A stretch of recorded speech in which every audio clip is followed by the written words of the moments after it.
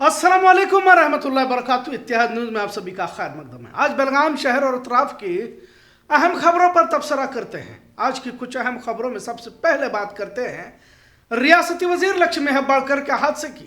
कल लक्ष्मी हेब्बाळकर की कार हादसे का शिकार हुई, जिसमें मिनिस्टर लक्ष्मी हेब्बाळकर जख्मी हुई और इनके पीठ और चेहरे को मार लगने की बात कही जा रही।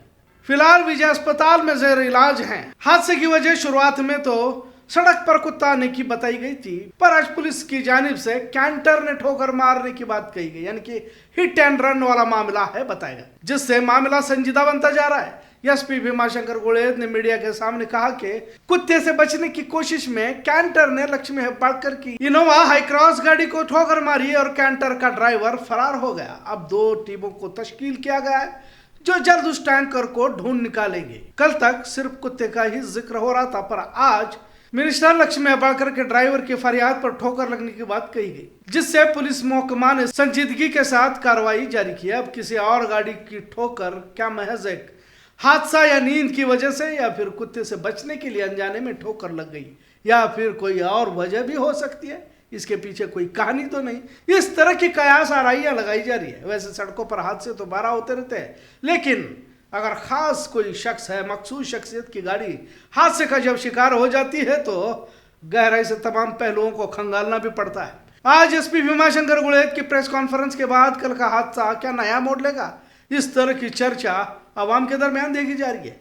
ಇವರು ಬೆಳಗ್ಗೆ ಸುಮಾರು 5 ಗಂಟೆ ಸುಮಾರಿಗೆ ಅಂಬಡಗಟ್ಟಿ ಕ್ರಾಸ್ ಹತ್ರ ಬರ್ತಿರ್ಬೇಕಾದ್ರೆ ಒಂದು ಕಂಟೈನರ್ ಟ್ರಕ್ಕು ಬಲಗಡೆಯಿಂದ ಎಡಗಡೆಗೆ ಬಂತು. ಆ ಬಂದಂತ ಸಂದರ್ಭದಲ್ಲಿ ಕಂಟೈನರ್ ಇವರ ಇನ್ನೋವಾ ಹೈಕ್ರಾಸ್ ಗಾಡಿಗೆ ಬಲಗಡೆಗೆ ಟಚ್ ಮಾಡಿ ಅದರಿಂದ ಇನ್ನೂ ಆಗುವಂತ ಅನಾಹುತನ ತಪ್ಪಿಸ್ಲಿಕ್ಕೆ ಇವರು ಡ್ರೈವರ್ ಎಡಗಡೆ ಅದನ್ನ ಚಲಿಸಲಾಗಿ ಅದು ಚಾಲಕನ ನಿಯಂತ್ರಣ ತಪ್ಪಿ ಕೆಳಗಡೆ ಬಿದ್ದು ಸರ್ವಿಸ್ ರೋಡ್ಗೆ ಎಂಟರ್ ಆಗಿ ಅಲ್ಲಿ ಇರತಕ್ಕಂಥ ಒಂದು ಮರಕ್ಕೆ ಗುದ್ದಿ ಅಪಘಾತವಾಯಿತು ಅನ್ನುವಂಥದ್ದು ನಮಗೆ ಕಂಪ್ಲೇಂಟ್ ಕೊಟ್ಟಂತ ಅಂಶ ಮತ್ತೆ ನಮಗೆ ಅಲ್ಲಿ ಕಂಡು ಬಂದಂತ ಅಂಶ। एक और सड़क हादसा गांधीनगर हाईवे पर पेश आया। शनिवार रात को सागर होटल के सामने गांधीनगर हाईवे पर बस का इंतजार करते खड़े 3 अफरादों को ट्रक ने ठोकर मारी, जिसमें एक फर्द की जान उसी जगह पर चली गई और 2 शदीद जख्मी हो गए। मरने वाले का नाम फिलिप्स कंकराजू जो बेंगलोर का रहने वाला है, और जो जख्मी है, जो 2 अफराद जख्मी हुए उसमें से एक का नाम संतोष जेली और अब्दुल गफ्फार शिरकोल वीरभद्र नगर का रहने वाला है। दोनों को जिला अस्पताल में जेर इलाज रखा गया और मैयत को पोस्टमार्टम के बाद उनके घर वालों को सौंप दिया गया। मामला मालमारुति थाने में दर्ज किया गया।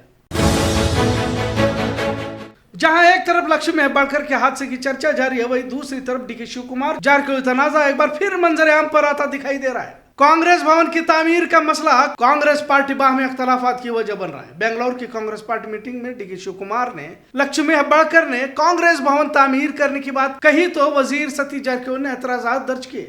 आज भाजपा लीडर रमेश जारकिहोली ने भी सख्त एतराजात दर्ज करते हुए कहा कि डीके शिव कुमार का इस तरह का बयान मजम्मत के काबिल है और तफसीलात पेश किए। वहीं दूसरी ओर वजीर सतीश जारकिहोली ने कांग्रेस सदारत को, इनके रियासती कांग्रेस सदारत को बदलने की मांग मरकज से कही। वाज़ह है कि फिलहाल डीके शिव कुमार ही रियासती सदारत पर फाइज है।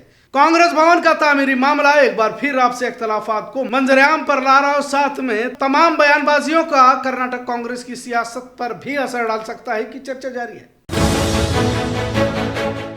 एक और चौंकाने वाली वारदात बेलगाम शहर में पेश आई। संक्रांति के दौरान एक 44 साल खातून को उसके दामाद ने चाकू घोंप कर मार डाला। कल्याणी नगर की रहने वाली रेणुका श्रीधर पदमू के पर बरोज मंगल सुबह रैयत गली वडगांव में अपनी बेटी के घर जब गई तो 24 साल की शुभम दत्ता बिरजे ने हमला किया।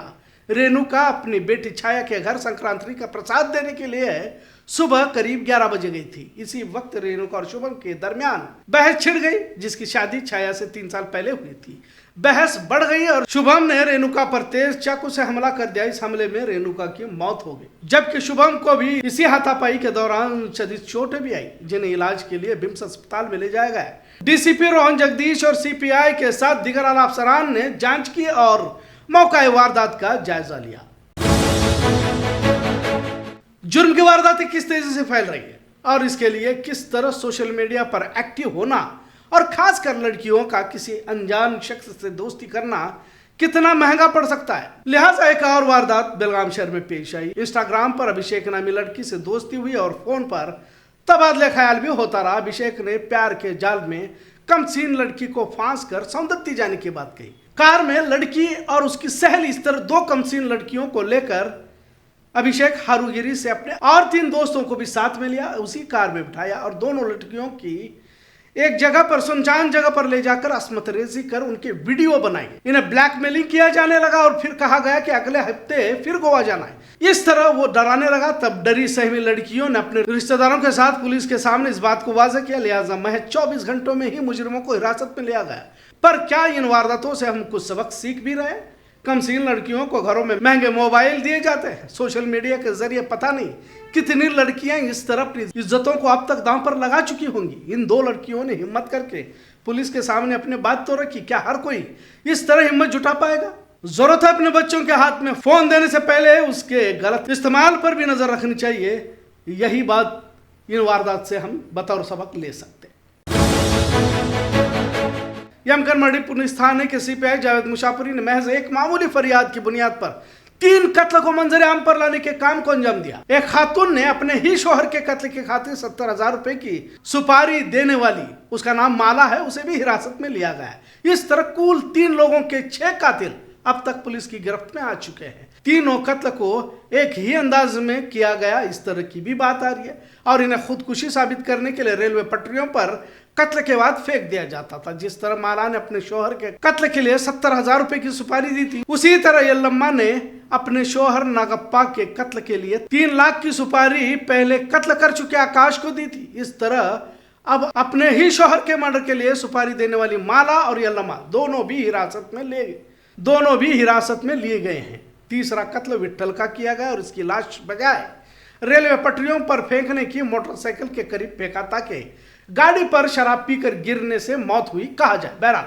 2022 और 2023 में हुए कत्ल की खोज अब मुकम्मल हुई, जिसके लिए एसपी भीमाशंकर गुड़ेद और सीपीआई जावेद मुशाफरी के इन खिदमात को सराहा जा रहा है। अब तक 6 अपराधों को पुलिस हिरासत में लिया गया।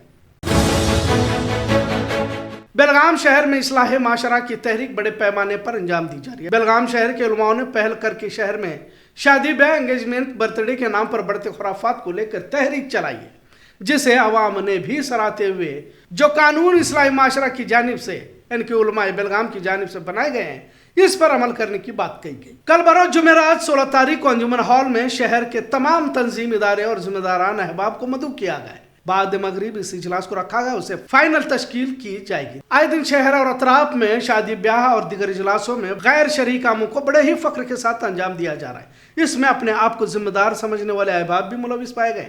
मुस्लिम खवातीनों का बेहयाई के साथ नाच गाने के साथ महफिलें सजाना गैर शरई और इसकी नहुसत से माशरा तबाह हो जाएगा। लिहाजा वक्त से पहले इन खुराफात को रोकने के लिए जमात अहले सुन्नत के उलमाओं ने तारीखी पहल करके शहर में इनकलाबी फिजा को कायम करने की कोशिश की है। कल अंजुमन बरोज जुमेरात बाद मगरिब ज्यादा जिम्मेदार अहबाब शरीक होकर इस तारीख इक़दाम को कामयाब करें और इसका हिस्सा बनने का ऐलान मुफ्ती मंजूर मिसबाही साहब ने किया है। खबरों का सिलसिला यूं ही चलता रहेगा। देखते रहिए इत्तेहाद न्यूज़। शुक्रिया। अल्लाह हाफिज।